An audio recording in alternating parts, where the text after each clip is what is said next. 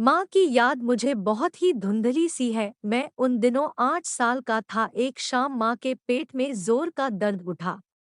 वे दर्द से बुरी तरह कराह रही थी। पिताजी पड़ोस में रहने वाले विष्णु काका के साथ माँ को अस्पताल लेकर गए थे। अगली सुबह जब मेरी आंख खुली तो घर में बहुत से लोग जमा थे। आदमी लोग भले ही पिताजी के पास चुपचाप बैठे थे, लेकिन औरतें दादी के गले लग लग कर खूब रो रही थी। मैं उस भीड़ में अपनी माँ को ढूंढ रहा था, लेकिन वे कहीं दिखाई नहीं दे रही थी। सबको इस तरह रोता देखकर मैं भी रोने लगा। फिर रोते हुए दादी के पास जाकर पूछा, माँ कहाँ है? तो दादी मुझे सीने से लगाकर जोर से रोने लग गई। मेरी समझ में कुछ नहीं आ रहा था। अपने सवाल का जवाब न पाकर जब मैं पिताजी से पूछने बाहर आंगन में गया, तो उन्होंने भी बिना कुछ बोले मुझे बाहों में भरकर सीने से लगा लिया। मेरे कुछ कहने से पहले ही विष्णु काका के इशारे पर उनका बेटा दिनेश मुझे उठाकर अपने घर ले गया। वहीं उसने मुझे नाश्ता करवाया और कई घंटों तक बैठाए रखा। उसके बाद तो कई दिनों तक घर में अक्सर लोगों का आना जाना लगा रहा, लेकिन माँ लौट कर नहीं आई। फिर मैं कई दिनों तक माँ का इंतजार करते करते और उनके बारे में सवाल पूछ पूछ कर भी जब मैं कुछ नहीं जान सका तो मैं अक्सर जिद करने और रोने लगा। तब एक दिन दादी ने समझाते हुए बताया कि मेरी माँ अब कभी वापस नहीं आएंगी। यह सुनकर मैं हैरान रह गया। मुझे बिना बताए मुझे यहाँ छोड़कर माँ कैसे कहीं जा सकती है? मेरे इस प्रश्न के उत्तर में दादी हर रोज एक नई कहानी सुना देती। हर रोज उनकी कही नई बात, नई कहानी से मुझे यकीन हो चला था कि माँ अब लौट कर आने वाली नहीं। उन दिनों में जब कभी भी रोते हुए कहता कि मुझे भी माँ के पास जाना है, तो दादी या पिताजी मुझे प्यार से गले लगाकर कहते, बच्चे वहां नहीं जा सकते, तभी तो माँ अकेली चली गई है। उन दिनों में बड़ी ही अजीब मनोस्थिति से गुजर रहा था। मेरी समझ में कुछ नहीं आता था। बस कभी माँ पर और कभी रोज रोज नई कहानियां सुनाने वाली दादी पर मुझे रह रह कर गुस्सा आता था। मैं दिन भर खींचता, चिड़चिड़ाता, जिद करता और रोता रहता। उधर पिताजी भी बहुत परेशान व उदास रहने लगे थे, क्योंकि वे तो बड़े थे। माँ फिर भी उन्हें साथ लेकर नहीं गई थी। पिताजी से कुछ पूछने कहने की हिम्मत ही नहीं होती थी। वैसे वे घर पर ज्यादा रहते ही कहाँ थे। सुबह से देर रात तक काम के सिलसिले में घर से बाहर ही रहने लगे थे। दिन भर चारपाई पर बैठकर माँ पर हुक्म चलाने वाली दादी पर एकदम से घर का सारा काम आ पड़ा था। दादी को वैसे भी जोड़ों के दर्द के कारण उठने बैठने में बहुत परेशानी होती थी। ऐसे में विष्णु काका की छोटी बहन गीता दादी की मदद को आ जाया करती थी। धीरे धीरे वह मेरे भी सारे काम करने लगी थी। मुझे स्कूल से लाना, खाना खिलाना, मेरा होमवर्क करवाना वगैरह वगैरह। उन्हीं दिनों उसने बीए की परीक्षा दी थी। वह मुझसे इतनी बड़ी थी, फिर भी मैं उसे गीता ही पुकारता था, क्योंकि दादी उसे गीता बुलाती थी। किसी से कोई रिश्ता जोड़ने की मेरी तब उम्र ही नहीं थी। दादी अक्सर मुझे टोकती, पर मैं दादी की उन दिनों सुनता ही कहाँ था। हाँ, गीता जरूर मेरी बात सुनकर हंस दिया करती थी। धीरे धीरे गीता ने घर का लगभग सारा काम ही संभाल लिया था, क्योंकि दादी के जोड़ों के दर्द ने उन्हें चारपाई पकड़वा दी थी। मैं तब क्या जानता था कि मेरे ही घर में क्या चल रहा है, नियति मेरे साथ क्या खेल खेल रही है। दशहरे की छुट्टियां थी। मैं अपने मामा के घर गया हुआ था। छुट्टियों में मैं अक्सर माँ के साथ उनके घर जाया करता था। उस बार मामा स्वयं मुझे लेने आए थे।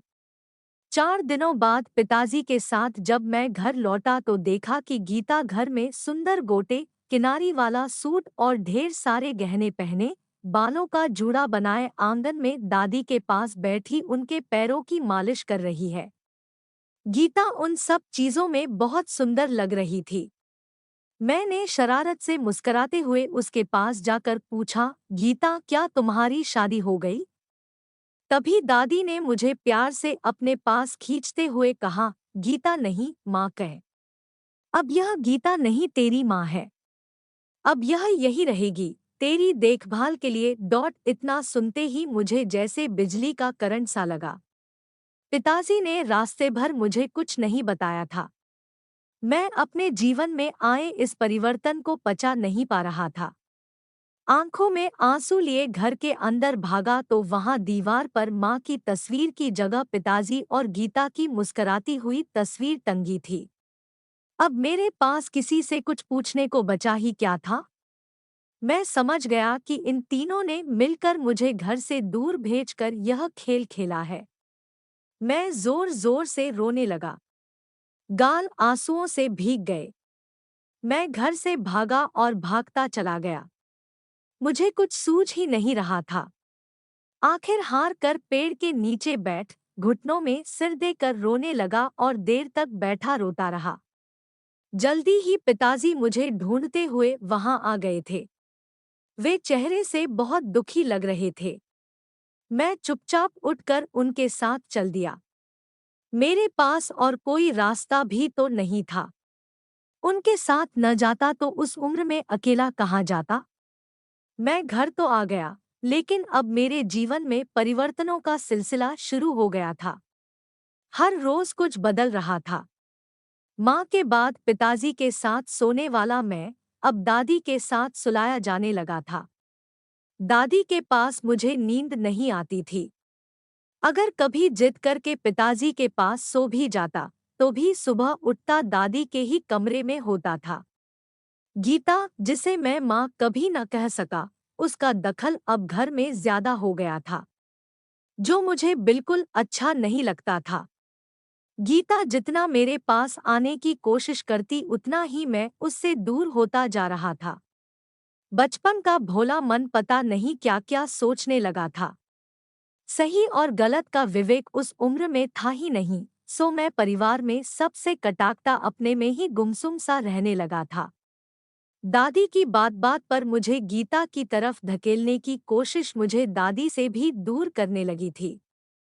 पता नहीं क्यों मुझे लगता था कि मेरी देखभाल तो मात्र बहाना है। गीता दरअसल हमारे पूरे घर और घर के लोगों पर कब्जा करना चाहती है। मेरी देखभाल तो वह पहले भी करती ही थी। इसके लिए उसे पिताजी के साथ शादी करने की क्या जरूरत थी।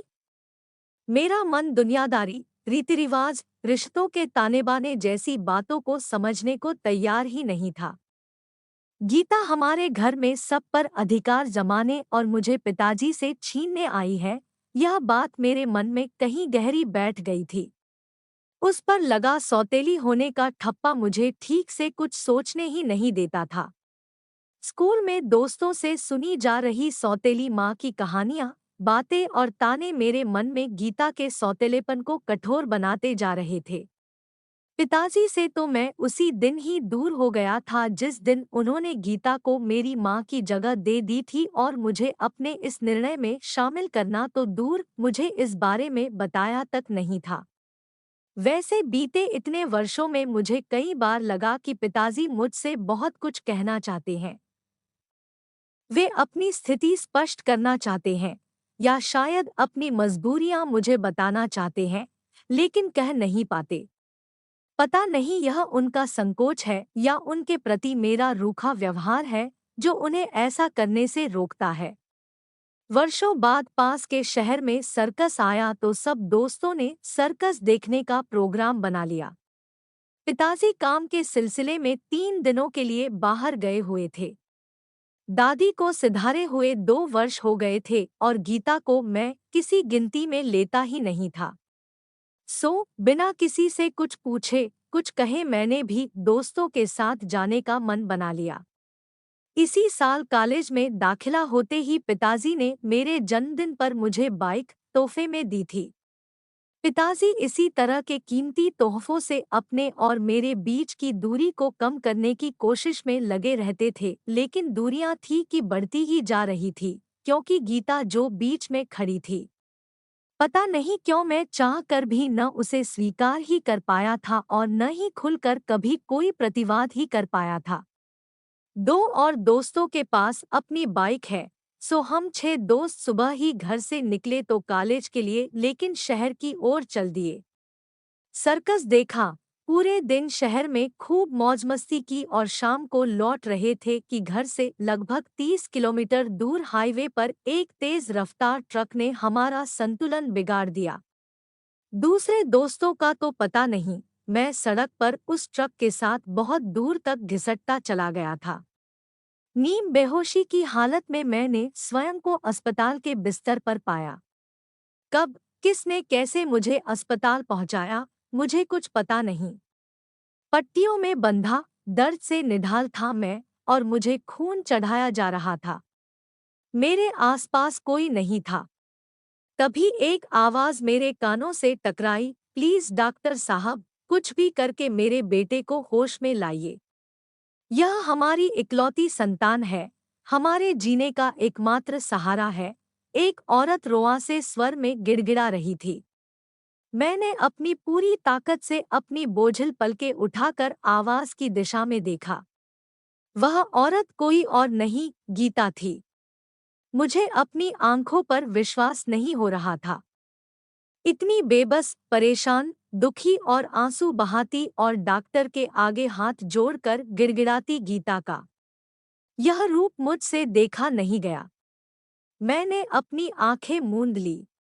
बचपन से अब तक का जीवन आंखों के सामने चलचित्र की भांति घूम गया। शरीर का दर्द कहीं पीछे छूट गया। दिल में एक टीस सी उठी। मुझे अपने जीवन का एकमात्र सहारा, अपनी इकलौती संतान कहने वाली को मैंने तो कभी माँ का दर्जा ही नहीं दिया। मन आत्मग्लानि से भर गया।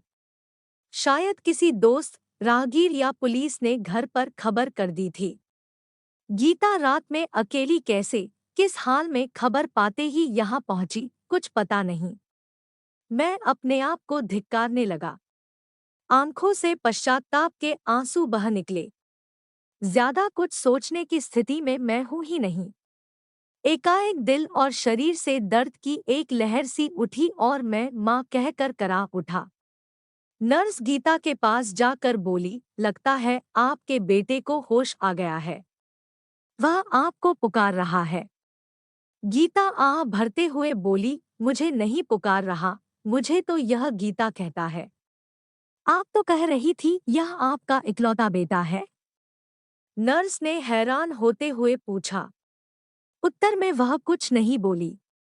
क्या कह रही, क्या समझा दी वह उस नर्स को?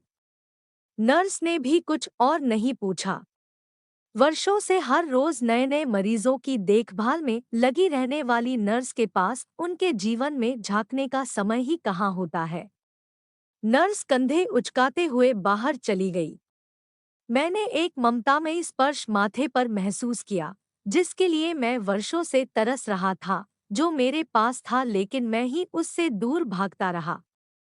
उस स्पर्श में जादू था जो धीरे धीरे मेरे दर्द को सुलाकर मेरी चेतना जगा रहा था।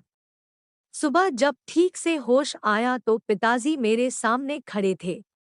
मुझे जगा देखते ही उनके अंदर मेरे प्रति वर्षों से जो आक्रोश दबा था वह फूट पड़ा। यह वर्षों से चली आ रही इसकी जिद, इसकी मनमानी का ही नतीजा है। किसी को कुछ समझता ही नहीं।